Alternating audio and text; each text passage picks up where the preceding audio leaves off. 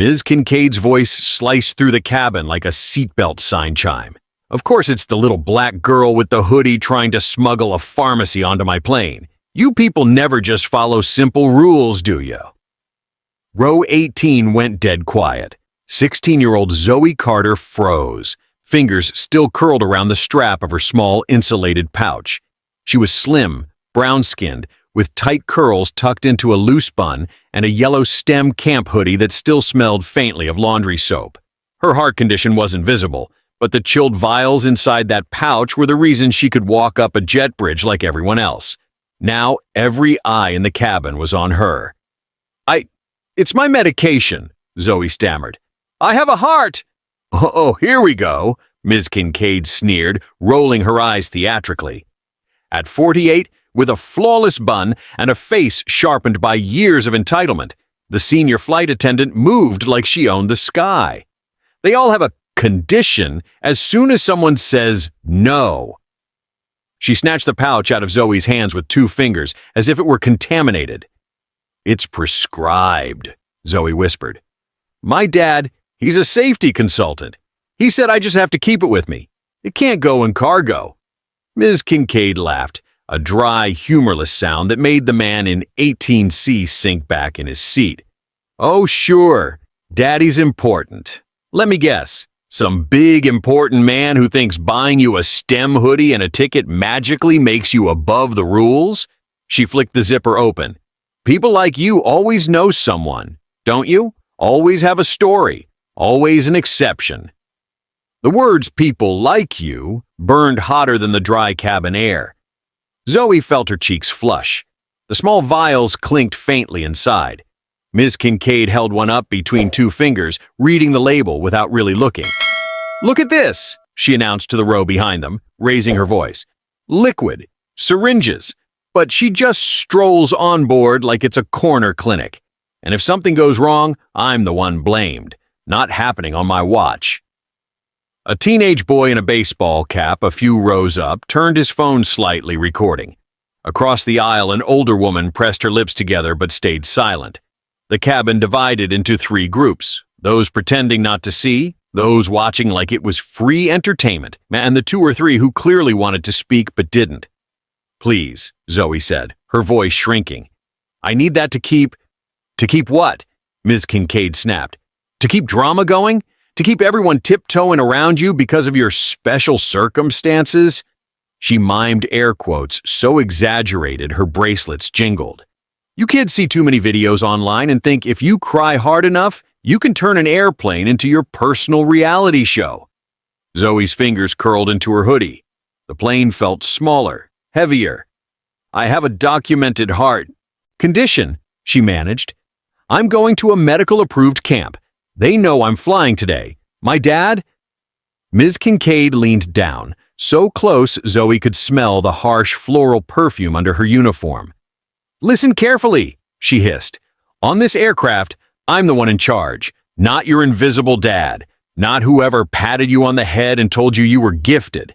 Not some program trying to look diverse on a brochure. Me. And I say this isn't staying with you."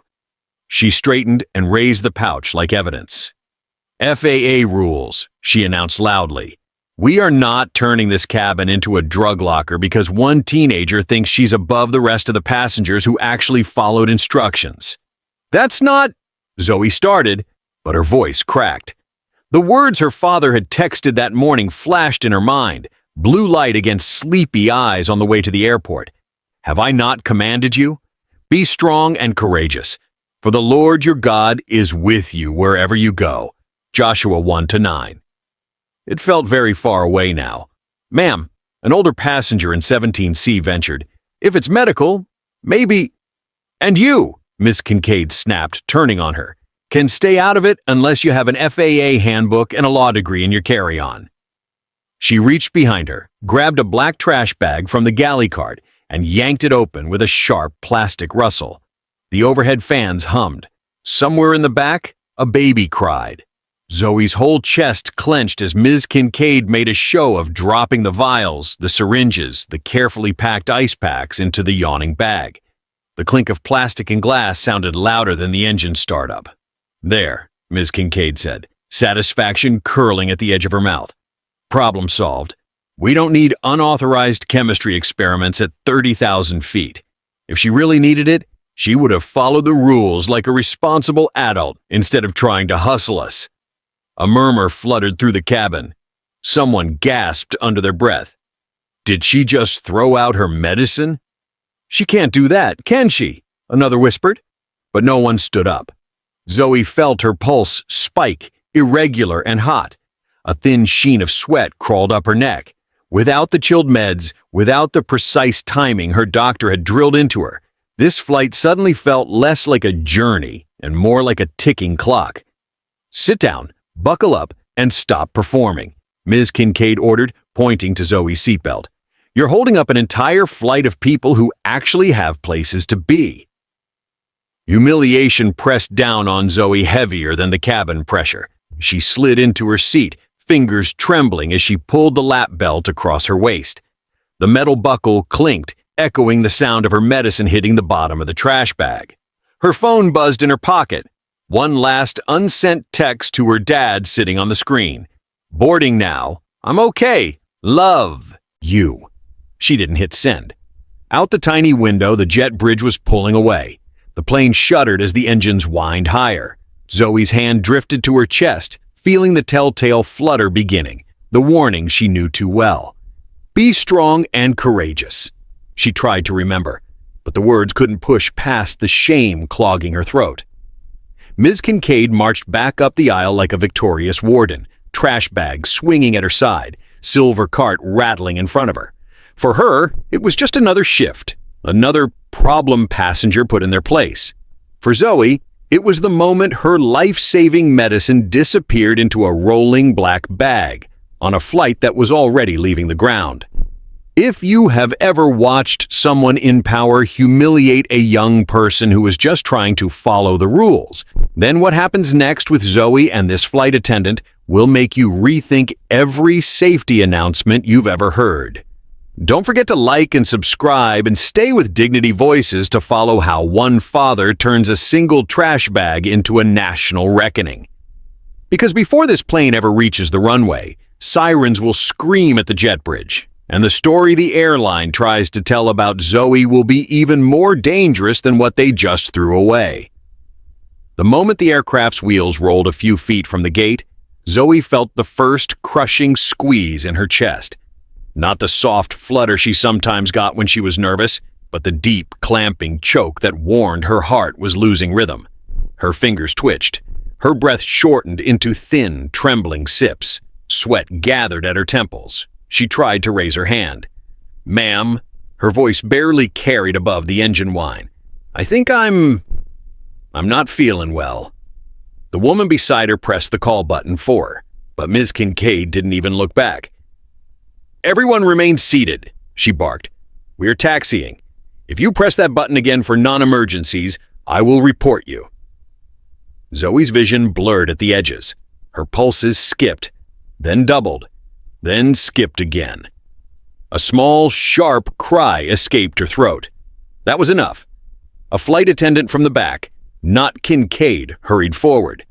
Hey, sweetheart, can you breathe for me? The younger attendant asked, crouching beside her. Tell me your name. Zoe tried. Air scraped out like a whisper. Zoe? The attendant's eyes widened. She pressed her intercom button. Captain, we have a medical emergency. Passenger loss of breath. Possible cardiac issue. Across the aisle, heads snapped around. Phones lifted. Now Ms. Kincaid turned, only because her jurisdiction was challenged. Oh, for heaven's sake, she muttered. She was perfectly fine 2 minutes ago. Teenagers love theatrics. Captain, it's exaggerated. We can... Zoe's eyes rolled back. The younger attendant shouted, No, she's in distress. She needs her medication. A horrible silence followed. Ms. Kincaid's lips tightened. She didn't respond. She couldn't. Everyone knew where the medication was. The captain's voice came over the PA. Returning to gate immediately, medical team requested at jet bridge. Flight attendants, prepare for emergency arrival. The plane lurched into a tight turn. Passengers clutched armrests as whispers rippled up and down the aisle. Did the flight attendant do something? She threw her meds away. I saw it. Is that even legal? Zoe drifted in and out of consciousness, clutching the seat back in front of her. It felt like drowning without water. Lights smeared. Shapes pulsed. Every breath took more strength than she had. The aircraft halted abruptly at the gate. Within seconds, the cabin door swung open. Paramedics rushed in with oxygen cans and monitors. She's tachycardic, one muttered. Pulse erratic. Cold extremities. Where are her meds? Every head turned toward the same person. Ms. Kincaid stiffened. They were not compliant. It was a security risk. The lead paramedic froze, disbelief slicing across his face. You disposed of a minor's heart medication? Her jaw twitched, but she said nothing. The cabin bristled. They lifted Zoe gently to the aisle. Her hoodie slipped, exposing the medical bracelet on her wrist. Cameras clicked. Passengers whispered prayers, curses, outrage. A frail, elderly man reached out a hand toward her stretcher. Lord, protect the child, he murmured. But Zoe couldn't hear anything now except the long, echoing drum of her heartbeat, struggling to keep rhythm. As she was wheeled off the plane, Ms. Kincaid hissed to a nearby passenger. She caused this entire fiasco. These dramatic types always do. If she'd just listened... Ma'am, the passenger snapped. She's a kid. But Ms. Kincaid was already smoothing her uniform, preparing her story. The cool air of the terminal hit Zoe's skin as paramedics rushed her into the corridor. They hooked tubes, clipped sensors, and asked questions she couldn't answer because air kept slipping away from her like a broken promise. Any known medical condition? Medication schedule? Type of cardiac? She had it with her, the younger attendant blurted. Her voice cracked. I saw the prescription labels. The senior attendant, she took them. The paramedics exchanged a look. One lifted his radio. Notify ER. Intentional disposal of necessary medication. Possible neglect by crew. Behind them, airline supervisors hurried in. Crisp suits, tense smiles, and eyes scanning for liability like sharks smelling blood. Let's avoid dramatic statements, one supervisor said quickly. We don't want misunderstandings. We need to document accurately what happened. Accurately, the paramedic shot back. She needed those meds to maintain cardiac stability. Without them, this is life-threatening. The supervisor stiffened. We're not admitting fault until... It's not about fault, he snapped. It's about a teenager whose heart is failing. Another supervisor approached Zoe's stretcher with a clipboard. Sweetheart, you just need to sign a quick statement so we can proceed smoothly. It clarifies you didn't inform the crew of your condition. It helps protect... The paramedic physically stepped between them. She's not signing anything. Not like this. Zoe floated on the edge of consciousness, hearing only fragments. She endangered the flight. Procedure will state she failed to declare. Just sign here. Avoid escalation. Her stomach twisted. Even here, even as she struggled for breath, they were rewriting the story, casting her as the danger. A nurse pressed an oxygen mask to her face. Stay with me, Zoe. You're not alone. But Zoe felt alone. Alone in a hallway full of strangers, phones, signatures, and lies. Her father still didn't know.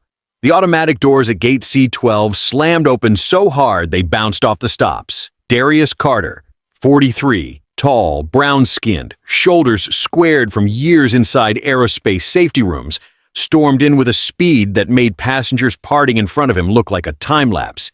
He didn't run. He calculated. Every step deliberate. Every breath controlled. But when he saw his daughter, a paramedic adjusting oxygen over Zoe's trembling face, his world split open. Zoe, he breathed, kneeling beside the stretcher, placing a hand on her forehead. Her skin was damp, too cold, too wrong. Daddy's here. I've got you. Her fingers twitched weakly in response. The paramedic recognized him. Mr. Carter? She's unstable. She needed very specific medication to maintain rhythm. We were told. He hesitated, jaw tightening. We were told the medication was thrown away by a crew member. Darius froze. Not confused, not shocked, just utterly, dangerously still. A supervisor stepped forward, clipboard ready, voice already polished into corporate neutrality. Sir, we understand your daughter experienced some distress, but we're conducting an internal review to determine if she properly disclosed her medical... Stop talking, Darius said quietly. Something in his tone made the man swallow. Another supervisor tried. If she failed to declare her... Darius rose slowly, turning toward them. I spent 15 years designing emergency compliance systems you barely understand, he said. I know exactly what your forms say. I know exactly what your procedures demand.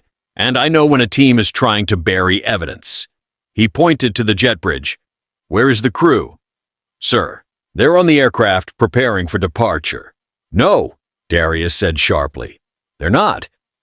He turned to the captain, an older man stepping off the plane, already weary from the chaos. Captain Lawson, Darius said, reading his badge.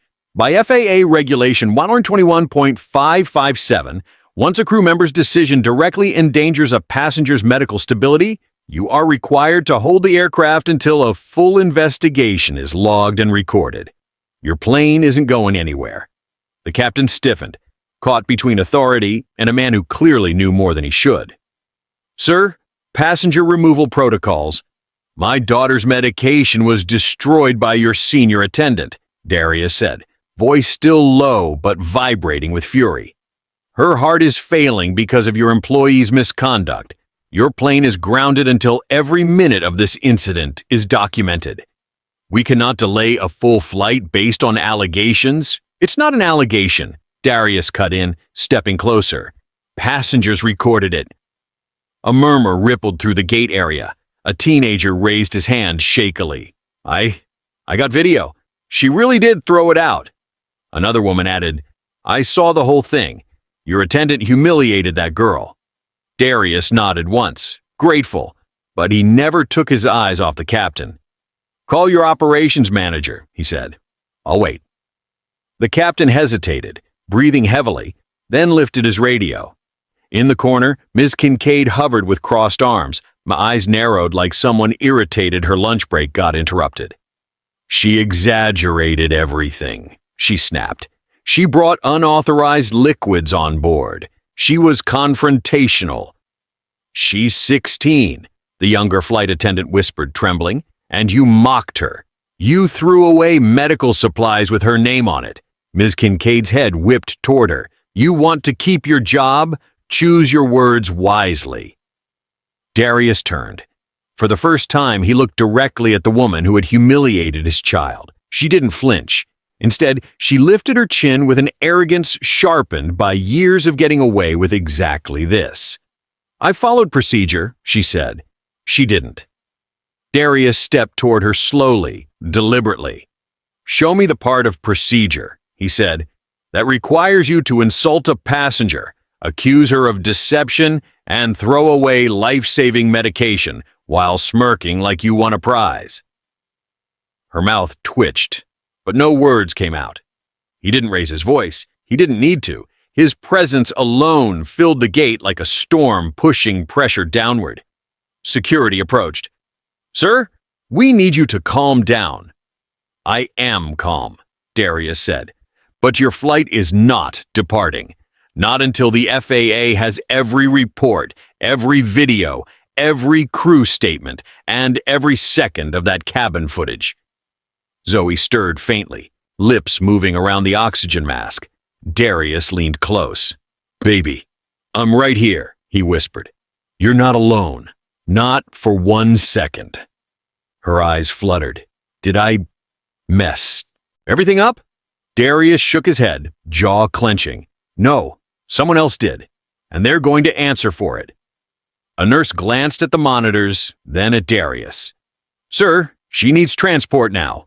He nodded. Take her. I'll be behind you. But before they wheeled her away, he placed a hand gently over hers and whispered the verse she'd repeated since childhood. God is our refuge and strength, a very present help in trouble. Psalm 46:1. For the first time since boarding, Zoe's breathing eased, just a little. The operations manager finally arrived, tie askew, anxiety already sweating through his collar. What seems to be the issue here? Darius turned, eyes cold with precision. The issue, he said, is that your airline hurt my daughter. And until we have every piece of evidence preserved, this plane isn't moving an inch. Passengers behind him nodded. A few clapped. One woman said loudly, "Let the man speak. His kid almost died." The manager swallowed hard. "Sir, we'll begin an immediate internal inquiry." "No," Darius said. "You'll begin a federal one." If you have ever seen a gentle parent turn unshakably fierce when their child is wronged, then what Darius does next will make you question every official statement you've ever heard. Don't forget to like and subscribe and stay with Dignity Voices, because this battle is only beginning. Because once Darius starts digging, he discovers Zoe wasn't the first, and the truth buried inside the airline's records will ignite a war they never prepared for. Darius didn't leave the gate until the paramedics rolled Zoe fully out of sight. Even then, he didn't move, not until the last echo of the stretcher wheels faded down the terminal corridor. Only then did he breathe, not to calm himself, to focus.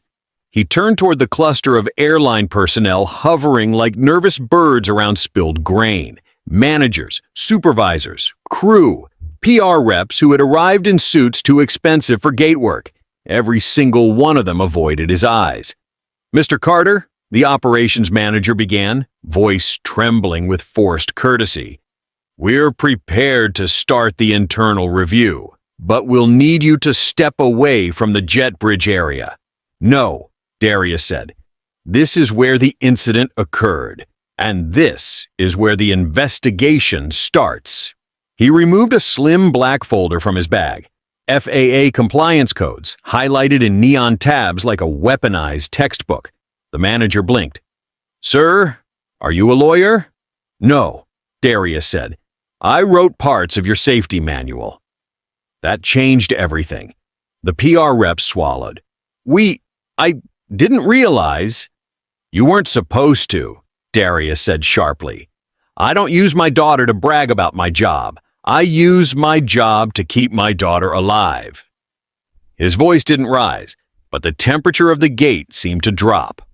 Behind him, a woman in her early 30s approached timidly. She wore a navy cardigan, a staff badge, and eyes that looked like they'd seen too many things she couldn't talk about. "Mr. Carter?" she whispered. "I'm Jenna. I was working the back galley. I saw some of what happened." Ms. Kincaid, who had been lingering by the wall like a peeling poster, snapped around. "Jenna," she said, voice dripping warning. "Crew conversations stay internal." Jenna's hands trembled. "I'm not revealing internal operations. I'm telling a father what happened to his child." Darius nodded. "Go ahead." Jenna glanced nervously at her supervisor. He glared but said nothing. "She told Zoe she was smuggling drugs," Jenna said quietly. She mocked her loudly. It wasn't professional, and the meds had clear labels. I saw them." Darius's jaw twitched. "She threw them out," Jenna added, voice cracking. "Even after Zoe explained her condition." "They were unauthorized liquids," Ms. Kincaid spat. "And I don't take medical orders from teenagers." "You didn't take medical orders," Jenna said. "You ignored medical need." Attention snapped across the gate like a live wire. A few passengers recorded from a respectful distance. A maintenance worker leaned against his cart, shaking his head at Kincaid. The operations manager cleared his throat. "Let's de-escalate. Emotions are high. We'll review the footage." "I'd like to see it now," Darius said. The manager stiffened. "That's not standard protocol. You just told me you'd begin the review, so get me the footage." "It's not that simple." "It is," Darius said. "If you're telling the truth." The PR rep stepped in, smile polished but eyes cornered. There are privacy regulations around releasing cabin video to the victim's parent, Darius barked. Try again. The rep shrank back. Darius didn't wait for permission. He walked past the cluster of executives and headed straight to the terminal's operations room. A security guard tried to intercept him. Sir, you can't be back here. Darius held up his badge, his old FAA clearance card, long expired but still unmistakable. The guard blinked. Are you active? No, Darius said, but I know exactly what I'm looking for. The guard stepped aside. Inside, the operations room hummed with fluorescent lights and old machinery. Rows of monitors displayed flight data, gate feeds, and dark, silent videos from security cameras. Two employees looked up. I need cabin footage from Flight 88-2, Darius said. Forward boarding, row 18, time-stamped from final general boarding call to taxi. The tech stammered. Sir, authorization. Call your manager, Darius said, and tell him I'm watching it. Moments later, the manager rushed in, red-faced and breathless. Mr. Carter, this isn't appropriate procedure. Darius didn't turn. Neither is destroying a child's medication. The footage began playing. Silence filled the room. There it was, Ms. Kincaid stopping at Zoe's seat. The way she lifted the pouch like dirty laundry. The exaggerated disgust. The mocking tone. Inaudible but unmistakable in body language. The trash bag being ripped open. The small, life-saving vials falling into darkness. Even without audio, it was a damning portrait. Darius exhaled slowly, the kind of breath that preludes a storm. Copy that, he said. We can't, the manager began. You will, Darius answered. While the footage exported, Jenna lingered outside the operations room. When Darius stepped out, she approached again, voice barely above a whisper. There's more, she said. She's done this before. Not exactly this, but she targets certain passengers. She gets complaints, but they disappear. Darius's eyes narrowed. Disappear? Jenna nodded. Reclassified, downgraded, or just lost. Show me, she hesitated. If anyone finds out I'm sharing this, I'll protect you, Darius said. But I need the truth. Jenna led him to a shared crew tablet. With shaking hands, she opened internal logs, not full reports, but summaries of prior incidents. 4 entries stood out. All 4 involved passengers described as non-compliant. All 4 involved black or brown passengers. All 4 ended with crew followed correct procedure. 2 had attached notes. No further investigation recommended. Darius felt a sick, heavy heat in his stomach. This wasn't an accident. This wasn't an isolated mistake. This was a pattern.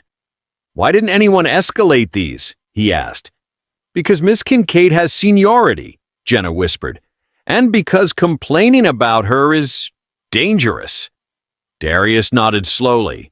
Not anymore. As he exited the crew area, a voice called out from behind. Mr. Carter?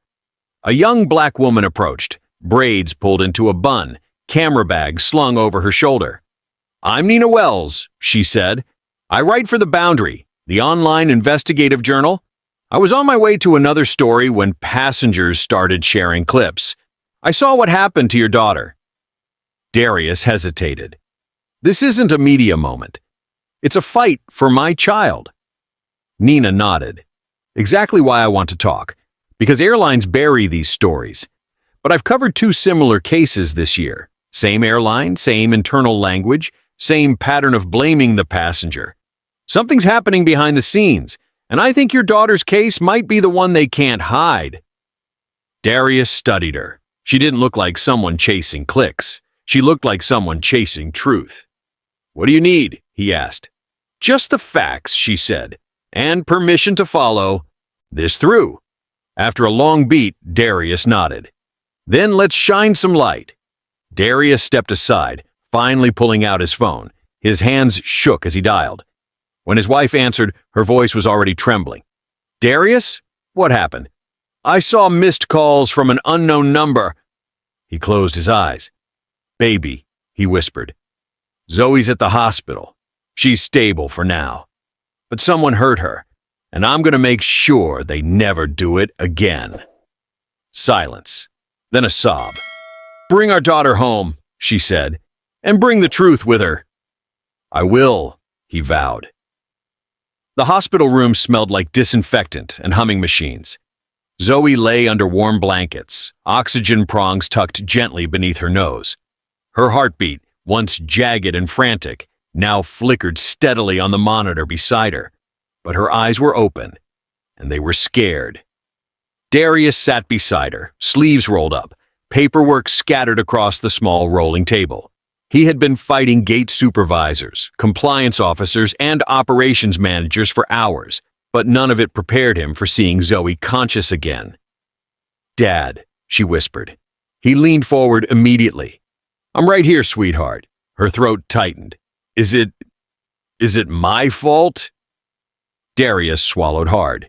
His little girl, who never missed a medication dose, who memorized her cardiologist's instructions like exam notes, asking if she was to blame. "No," he said, gripping her hand firmly. "You did everything right. Someone else didn't." Zoe blinked away tears. "I heard them at the gate. The people in suits. They were saying I was non-compliant, that I caused the problem." Darius's jaw clenched. "That ends today." But even as he said it, his phone buzzed again. Another notification, another headline, and everyone was worse than the last. Airline. Passenger failed to disclose heart condition, crew followed protocol. Incident miscommunication. Teens crisis not related to crew actions, sources say. He muted the screen. Zoe saw the motion. "Is that about me?" "Nothing you need to worry about," he said. She didn't look convinced. Downstairs in the hospital cafeteria, Nina Wells had set up an impromptu command post at a small corner table. Laptop open, backpack under her feet, eyes flying across the screen as she typed. Darius approached with a tray of untouched coffee. "What's happening online?" he asked. Nina sighed. "The airline launched their narrative, and they're moving fast." She turned her laptop so he could see. A spokesperson stood in front of a neat blue backdrop, hands clasped carefully. "We regret the inconvenience and distress this young passenger experienced. However, crew members followed federal regulations. The passenger did not formally declare her medical condition or required liquids before boarding." Darius scoffed. "They're lying." "Oh, it gets worse," Nina said, scrolling. A reporter read from a leaked preliminary internal memo. Passenger reportedly ignored safety instructions and became emotional upon request to secure unauthorized items. Another headline, "Unruly teen disrupts flight. Medical incident ensues." Darius felt heat flare in his chest. "They're smearing her. They're turning my daughter into a problem child." Nina murmured, "This is what corporations do when threatened. They shift blame before evidence surfaces. They want to control the story before you can tell it."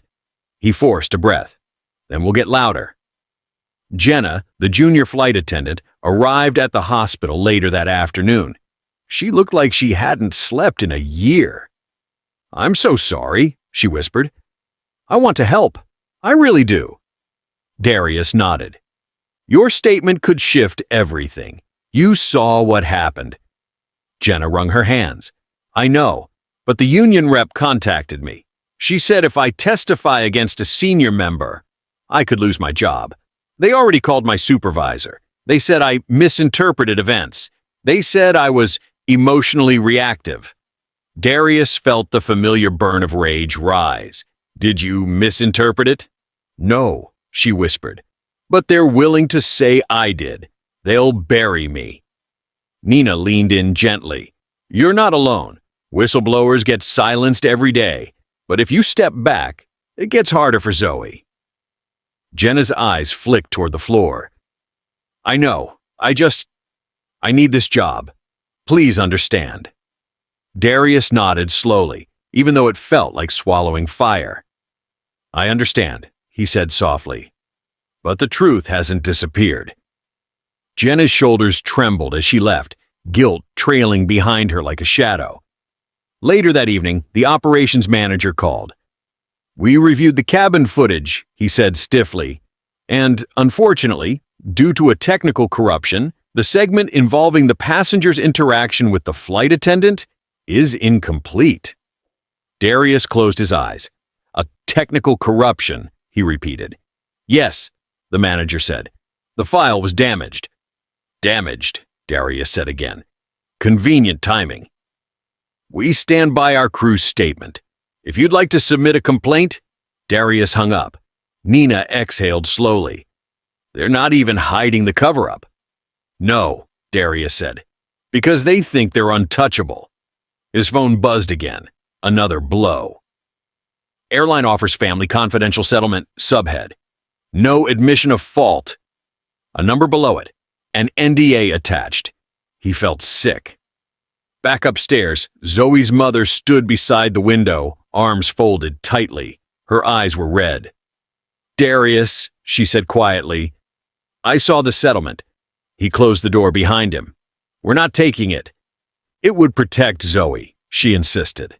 "It would take her out of the spotlight. She doesn't need to be dragged through hearings, interrogations, online abuse. She also doesn't need to be blamed for something that nearly killed her," he said, her voice cracked. "But fighting them, they're huge. They'll tear us apart." Darius looked at his daughter, curled slightly in her bed, fingers faintly trembling. "She deserves truth," he whispered, "not silence." Zoe's mother wiped her eyes. "What if this ruins her life? What if letting them lie ruins it worse?" Silence stretched between them, painful and raw. Later, when her mother stepped out, Zoe spoke in a small voice. "Dad, I saw stuff online." Darius froze. "Zoe? They're saying I acted crazy," she whispered. "That I faked it. That I wanted attention. That I caused the emergency. Some people said I should be banned from flying." Tears streamed down her cheeks. "I didn't do anything wrong," she cried softly. "I just wanted to get to my program. I just wanted to make you proud." Darius pulled his chair close and wrapped her gently in his arms. "You already make me proud. Every day." She pressed her face into his shirt, shaking. "I don't want to be the girl from the plane," she whispered. "I want to disappear." Darius closed his eyes, breath shuddering. She was breaking, and he couldn't let her fall. He brushed her hair and whispered, "When my heart is overwhelmed, lead me to the rock that is higher than I."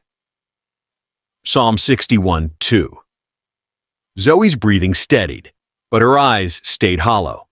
That night, the hospital TV flickered with a news panel discussing the incident. A commentator smirked. "Look, teens exaggerate. Crew members deal with hysterical passengers all the time. Maybe she panicked because she was embarrassed." Another chimed in, "And the father grounding the flight? Sounds dramatic. Maybe he should have let the professionals handle it." Darius felt something inside him fracture. He stepped into the hallway, gripping the railing until his knuckles whitened. No parent should ever hear their child's pain dissected by strangers. Nina followed him out. "This is their storm," she said gently. "Not the truth." "It's working," Darius whispered. "They're turning her into the villain." "But storms pass," Nina said. "And evidence doesn't lie. Except when it's deleted.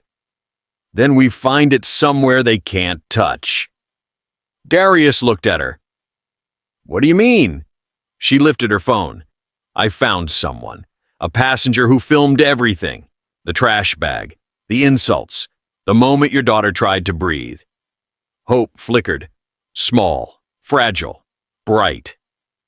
"Where is he?" Darius asked. "He's afraid to post it publicly," she said. "He said the airline contacted him, pressured him, but he's willing to meet you."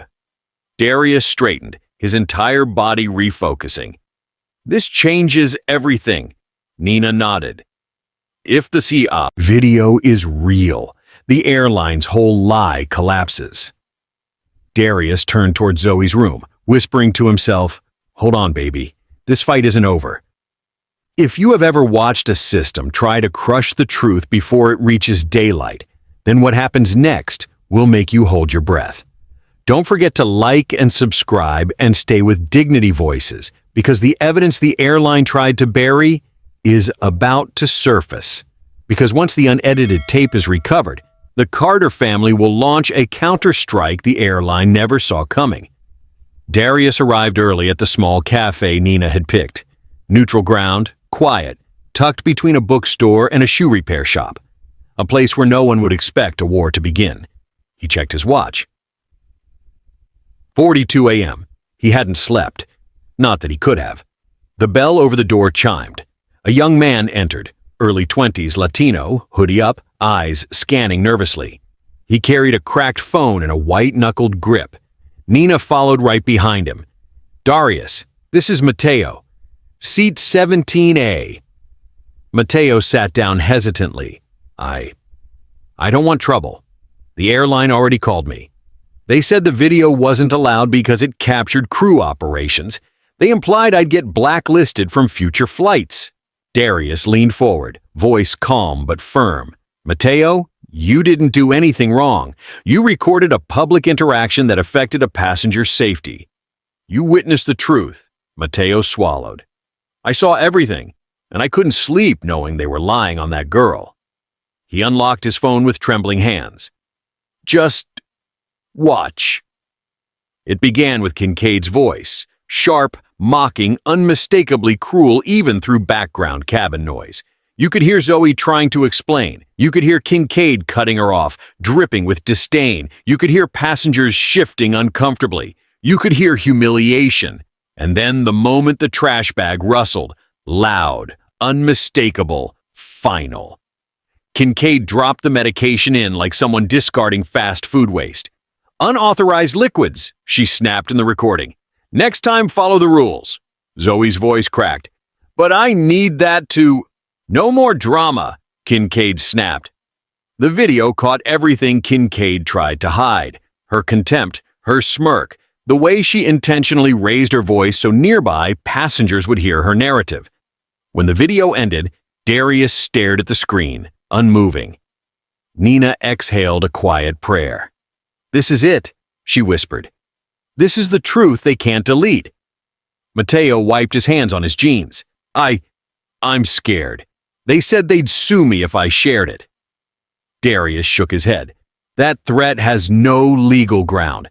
They're trying to silence you. I won't let that happen." Mateo looked relieved, barely, but enough. "You can have it," he said. "The file.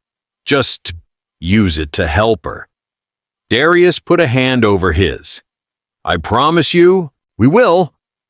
Back at the hospital, Darius and Nina set up around Zoe's room while she slept. Charts, timestamps, flight logs, text messages from Zoe's phone, everything spread across a long table. Nina typed rapidly. "We need an airtight timeline, something regulators can't brush off." Darius nodded. "We start with the boarding call, then compare it with crew logs, then cabin announcements, then the moment Zoe asked for help." Mateo forwarded the original video, high resolution, unedited. Darius synced it to the internal cabin clock from the footage he'd already recovered. The pieces aligned perfectly. "We have it," Darius said softly. "The complete chain of truth." Nina smiled. "Then we take this public." "No," Darius said firmly. "Not yet." Nina blinked. "Why not?" "Because if we go public without structure, the airline will call it taken out of context. We need regulators involved first, a formal, undeniable review." Nina nodded. "FAA or DOT?" "Both," Darius said, "and the Civil Rights Division." The weight of his words settled over them. This wasn't just a complaint anymore. This was a federal case. Late afternoon sunlight spilled into the room when a man stepped inside, broad-shouldered, wearing the badge of the paramedic team who first treated Zoe. "I'm Eric," he said quietly. "I was the one who picked her up on the jet bridge." Darius nodded. "I remember you." Eric looked at the monitor displaying Zoe's vitals. "I came to check on her.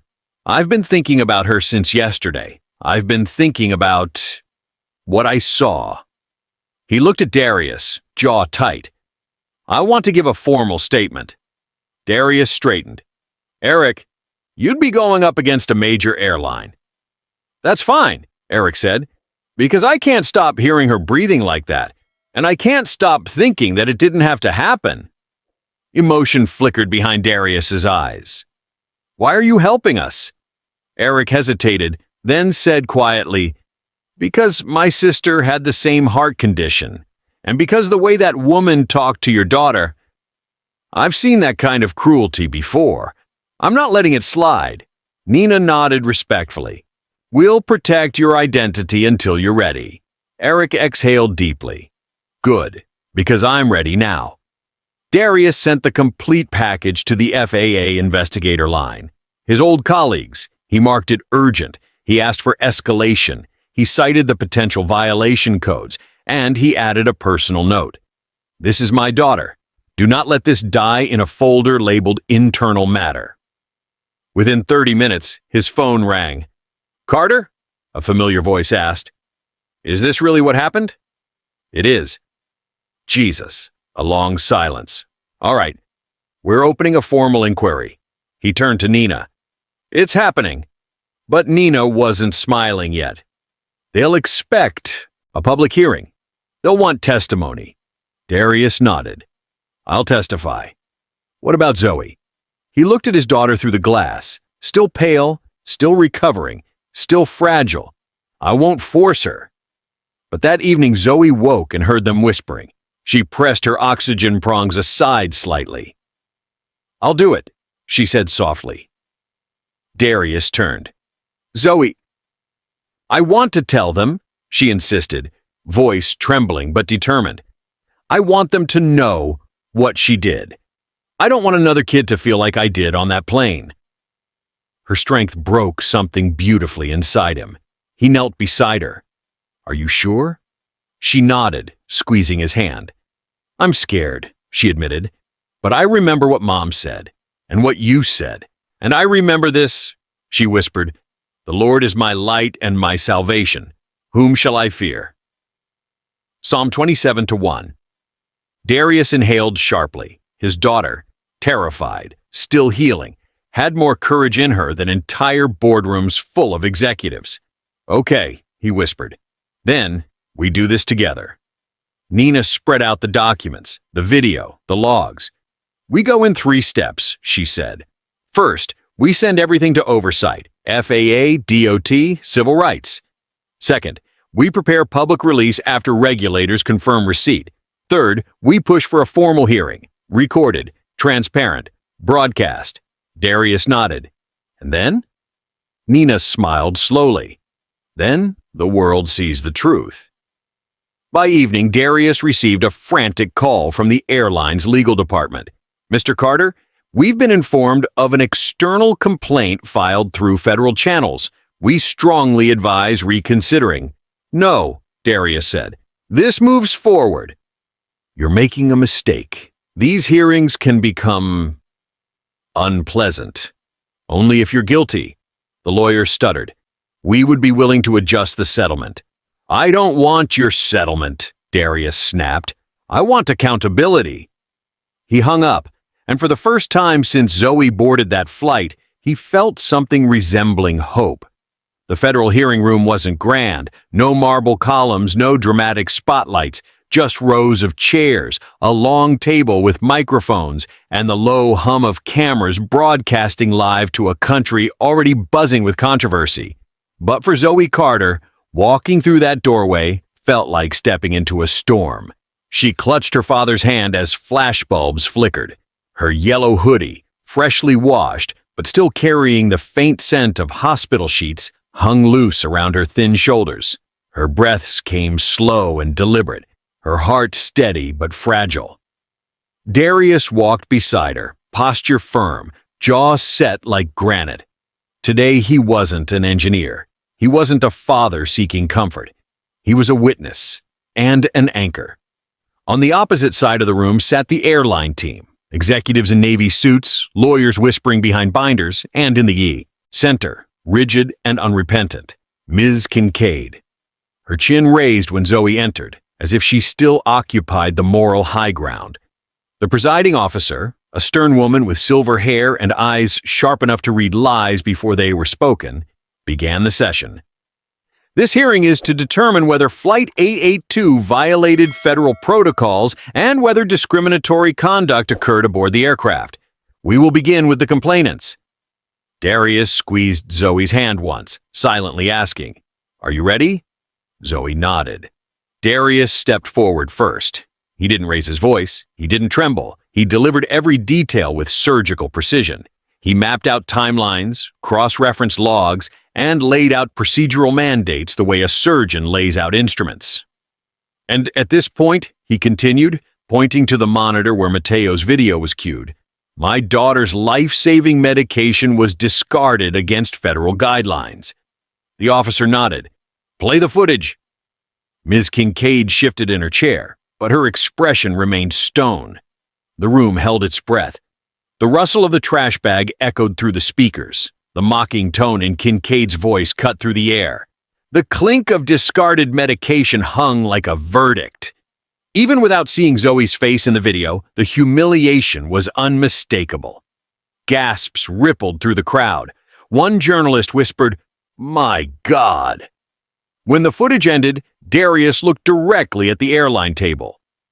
"This is not a misunderstanding," he said. "This is misconduct."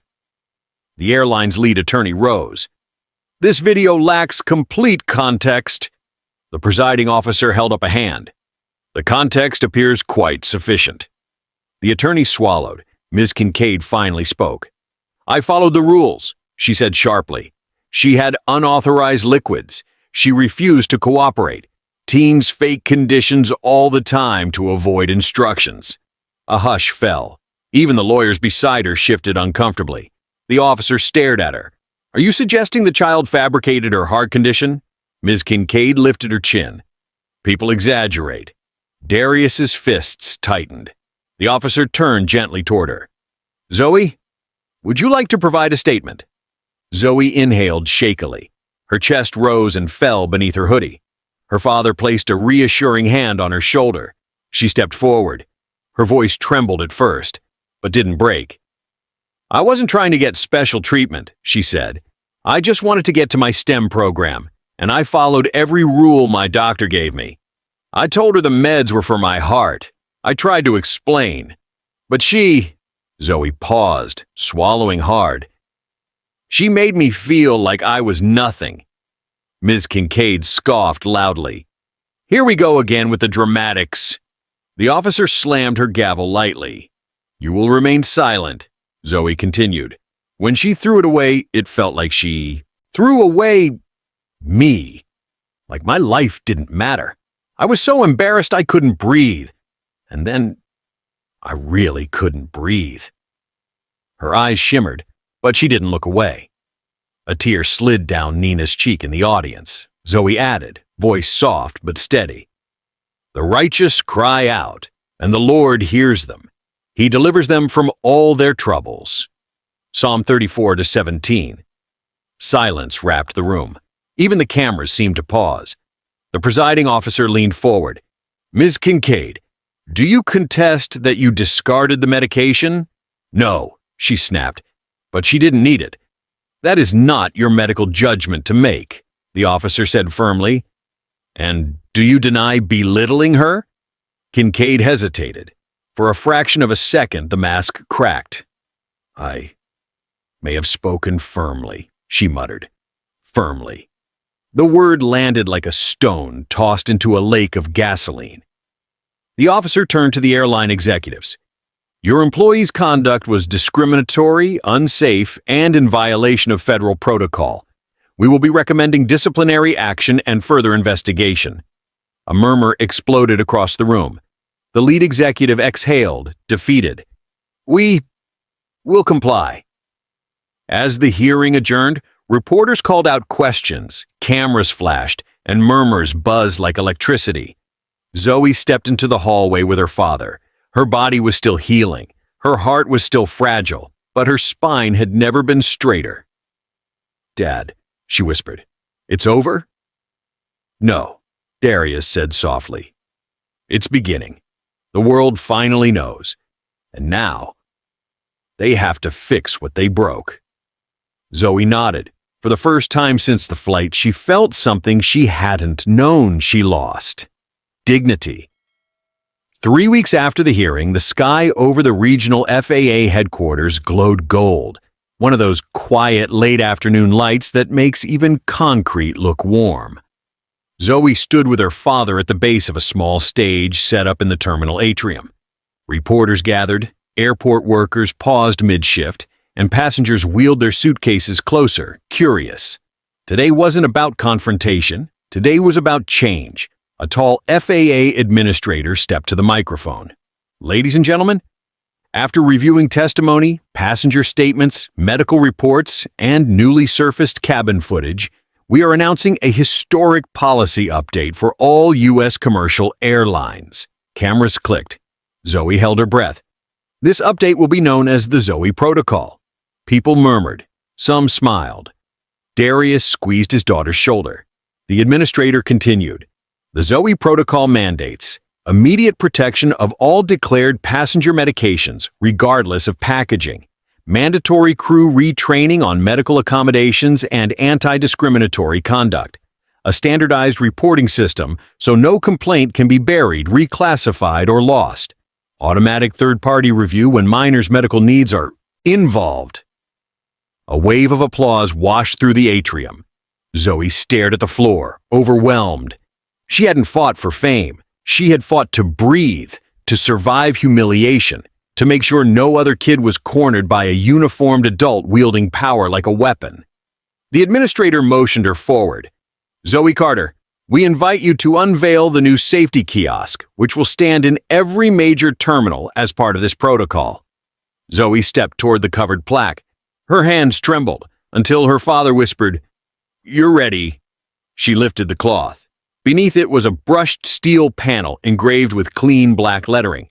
The Zoe Protocol, a commitment to protect the dignity, safety, and medical needs of every passenger, especially the most vulnerable. Below that, in beautifully etched script, the Lord is close to the brokenhearted and saves those who are crushed in spirit. Psalm 34:18. Zoe blinked back tears. A small child tugged on her mother's sleeve nearby. Mom, is she the girl from the flight? No, the mother said gently, smiling. She's the girl who changed the rules. For the first time, that title didn't make Zoe shrink. It made her stand taller. Darius wrapped an arm around her. Proud of you, baby.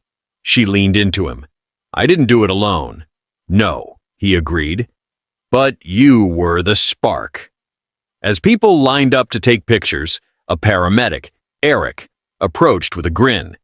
How's the heart today? Stronger, she said. Still beats a little weird sometimes. Good, he replied. It's brave hearts that rewrite systems. Beside him, Nina, the journalist, lifted her camera. Smile, Zoe. The world needs to remember this moment. Zoe smiled, not forced, not nervous, but peaceful. The scars of humiliation hadn't vanished, but something new had grown over them. Dignity, resilience, and a quiet, enduring faith. The same faith that held her when the cabin lights felt too bright, when the shame felt too heavy, when the oxygen mask felt like her last thread to life. And now that faith had carved her story into policy, into protection for thousands who would never know her name but would benefit from her fight. As the atrium thundered with applause, Zoe whispered a single sentence to herself. Thank you for turning my pain into someone else's safety. Zoe's story reminds us that dignity is not granted by uniforms, titles, or corporations. It is breathed into us by the one who created us. When humiliation tried to crush her, God lifted her through courage she did not know she had. When systems failed her, truth rose higher than lies. And when fear threatened to silence her, her voice reshaped the rules of the sky. We all face moments when someone's power tries to shrink us, But Scripture promises, "No weapon formed against you shall prosper." Isaiah 54:17. Sometimes God doesn't remove the battle, He equips us to fight it. Sometimes He doesn't silence the oppressor, He amplifies the truth. And sometimes He lets one young girl stand up so millions can finally breathe easier. If Zoe's journey moved you, inspired you, or reminded you that justice still matters, then stay with Dignity Voices. More stories of courage, faith, and transformation are coming, and every one of them carries a lesson worth holding on to. Don't forget to like, subscribe, and share this story to lift someone's spirit today. Because when faith meets injustice, the sky is no limit. It becomes the stage where God writes victory.